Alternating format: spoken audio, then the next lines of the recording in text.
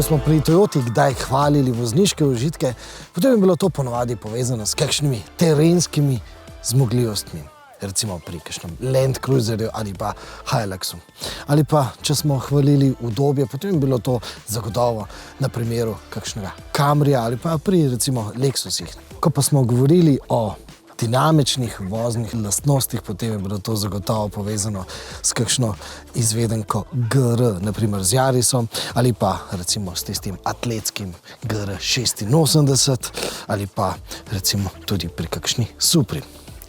Mainstream Toyote, torej tiste hibridne Toyote za množice, pa so bile vedno, kar se tiče voznih lastnosti, nekako ok, v redu, ampak nič kaj bistveno več kot pa to.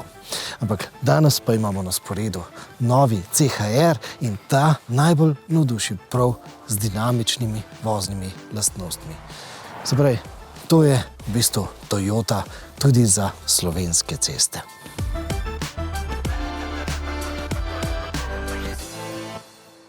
Toyota nasploh značaje vseh svojih avtomobilov nagiba zdaj bolj v dinamično smer in seveda je zato zaslužen tisti njihov slavni predsednik Akio Toyoda, ki ima za svoj hobi pač preganjanje po dirkališčih. Lahko pa rečemo, da je ta avtomobil še za odtenek bolj karakterno dinamičen avtomobil, še bolj primeren za takšne slovenske ceste in zagotovo k temu pripomore tudi dejstvo, da je to najbolj evropska Toyota. Zasnovali so jo tam v Bruslju in seveda, glede na to, da je Bruselj razmeroma dolgočasen, lahko rečemo, da so ta avtomobil zagotovo testirali, recimo nekje tam na ovinkih Španije, nad Nico, na kakšni Korziki, pa zakaj ne bi recimo sklepali, da so prišli testirati tudi sem v Slovenijo. Je sicer res, da se tudi v tem avtomobilu sedi kar precej visoko, pa da je volan v bistvu kar precej nizko nameščen, vendarle gre za v bistvu SUV-ja oziroma CUV-ja, ampak nekako se s tem avtomobilom dobro povežeš. Avtomobil uboga vsak ukaz voznika, pa tudi v ovinkih ga zelo dobro čutiš, kaj se dogaja. In ponovadi smo te takšne vozne lastnosti opazovali pri kakšnih Fordih, pri kakšnih Seatih. No, zdaj lahko rečemo, da so dinamične vozne lastnosti ne bom rekel osvojili, ker so jih že do zdaj znali delati, ampak so jih vgradili tudi v takšne Toyote, pri katerih ponovadi dinamičnih voznih lastnosti ne bi zahtevali na prvo žogo. Pri zagotavljanju dinamičnih voznih lastnosti pa verjetno kar pomembno vlogo odigra tudi štirikolesni pogon. Namreč ta avtomobil ima tukaj na zadnji osi nameščen še en dodaten elektromotor, ki si ne pomaga samo takrat, kadar recimo takšno makadamsko cesto zasneži in bi se mi radi po njej peljali. Svoje prednosti pokaže tudi, ko je treba hitro pospešiti iz kakšnega ovinka. No, pa predlagam, da ta avtomobil dvignemo in si pogledamo, kako izgleda štirikolesni pogon pri CHR od blizu. CHR s prednjim pogonskim sklopom ima pogonski sklop, kot je to, AVD All-Wheel Drive Intelligent, ima ravno tako tak sklop. Ima pa dodan zadaj tudi zadnji pogon, ki pa se stoji iz zadnjega diferenciala.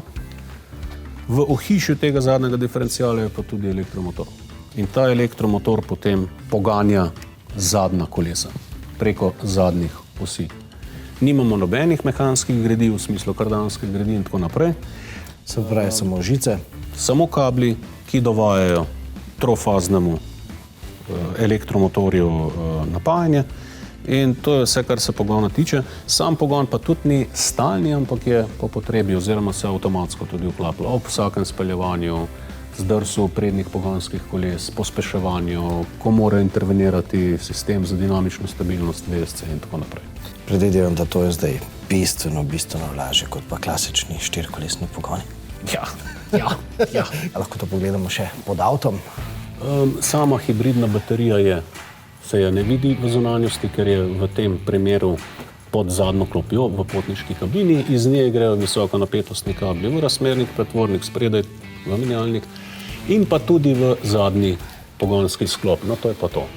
Tukaj imamo zadnji diferencial, znotraj imamo elektromotor, ki je lahko tudi generator in pa potem naprej preko zadnjih osi pogon na pogonska kolesa zadnje strani. in koliko so boljše vozne lastnosti zaradi štirikolesnega pogona? Zelo, zelo. V zadnjih letih je tehnika že tako napredovala, da so tudi ti elektromotori, ki skrbijo za zadnji pogon, predvsem močnejši kot so bili.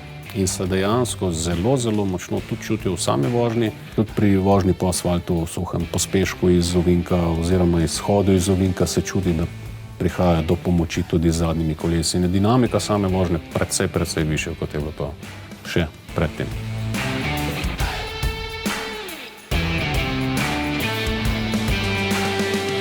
Ne moremo mimo opozorila, da je to kupé. Seveda, kupé imamo radi, mikavni so in si jih želimo, ampak nikakor pa si ne obetamo družinske prijaznosti, recimo temu. Sej prtljažnik je zelo visok, širok, globok in zelo uporaben.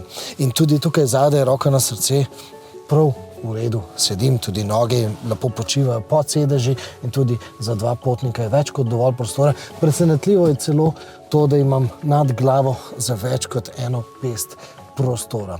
Ampak tisto, kar moti, je, da se tukaj počutim, kot da sem v enem tanku. Tole okno je izredno majhno in seveda deluje kot kakšna strelska lina. V praksi se to kaže, da če boste sem zadaj namestili svojega otroka, ta otrok ne bo mogel skozi to okno opazovati okolice in posledično bo seveda prej začel jamrati. Zelo, zelo pomaga, da je streha v tem avtomobilu steklena, da je tukaj gor panoramsko strešno okno in če vas morda skrbi, da bo sredi poletja skozi to okno v vas žgalo sonce, no, naj povem, da je to termično steklo, ki sončno energijo ne prepušča tako zelo. Pa tudi precej zatemnjeno je, torej v bistvu že v teh turobnih zimskih dneh. Jaz osebno kot voznik niti nisem nekako pomislil na to, da je nad mano okno in pa ne pleh. Ampak kupejevski davek pa ta avto pobere tudi tam spredaj. Vam pokažem.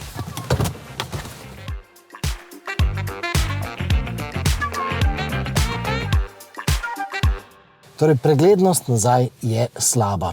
Okno je zelo ozko in pa tisti zadnji stebriček je zajeten in pogled na stran je otežkočen. Seveda pomaga, da to ogledalo ni samo optično ogledalo, ampak je pravzaprav zaslon.